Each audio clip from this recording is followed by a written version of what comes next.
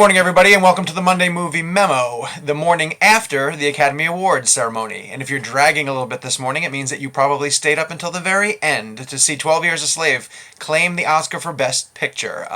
It narrowly eked out a win over Gravity, at least that's what we like to believe, because we were watching Gravity dominate so many categories leading up to the Best Picture winner, including Best Director for Alfonso Cuarón, but 12 Years a Slave was the one to stand triumphant at the end of the evening.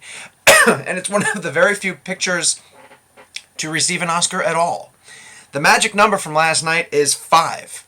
If you were not one of the 5 movies named below, you went home pretty much empty-handed. 12 Years a Slave, Gravity, Dallas Buyers Club, Her, which got an original screenplay, and I'm going to include Frozen, which won animated feature.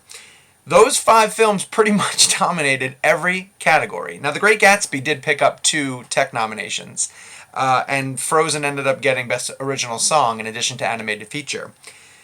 But when you step back and take a look at the big picture, the major categories at the Oscars last night were dominated by 4 films.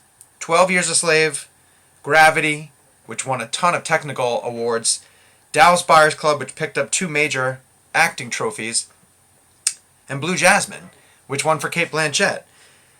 It was a strange evening because it seemed that this was going to be the year that the Academy was going to spread the love to a number of different pictures, and we had 9 Best Picture nominees, and we had American Hustle, which got nominations in every major acting category, but the magic number for those other films is 0. American Hustle, 0 wins. The Wolf of Wall Street, 0 wins. Captain Phillips, Nebraska, Philomena, 0. 0, 0, 0, 0, nothing.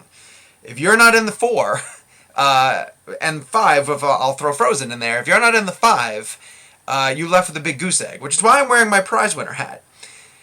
How did the nominees not feel like Woody Grant, Bruce Dern's character from Nebraska? It's like they endured this incredibly long Oscar campaigning season, which lasts months, and they attended multiple ceremonies, multiple award shows leading up to it, and at the end of the night, they didn't even get a hat.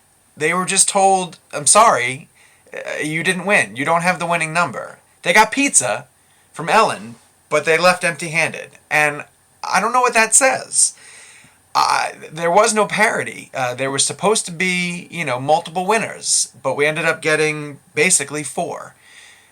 Which to me is okay, because Best Picture for 12 Years a Slave is justified, and Gravity deserved all the tech nominations that it won. But I want to know, were you shocked? Were you surprised that these films were essentially snubbed? That their win on the big Oscar season this year was a nomination? Because that's the closest they got to sniffing an award.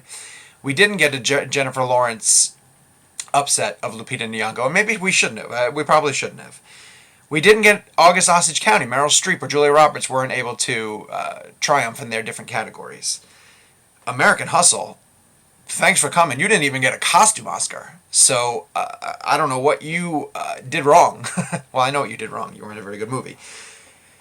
In stepping back and taking a look at the big picture, I was shocked to see that all of these major films came up completely empty. And if not for that original screenplay that Spike Jonze managed to win, and rightfully so, Her would have been yet another Best Picture nominee that walked away at the end of the evening with no Oscars. Yet again, prize winners. You get a hat, you get pizza, and maybe, if you're lucky, you get to be an Ellen selfie. So it looked like it was going to be a diverse year. It ended up being very top-heavy. By the time the Oscars were over, it looked like they threw a very big party, and everybody was invited to attend. But once you got there, you kind of realized that there's a roped-off VIP area, and the only films that were allowed in it were 12 Years a Slave, Gravity, Blue Jasmine, and Dallas Buyers Club. Are you guys okay with that? Let us know in the comments section below. And keep reading all of our Oscar coverage. It's going to be on the site all week, because we know you guys want to read everything about the Oscar winners and the Oscar prize winners.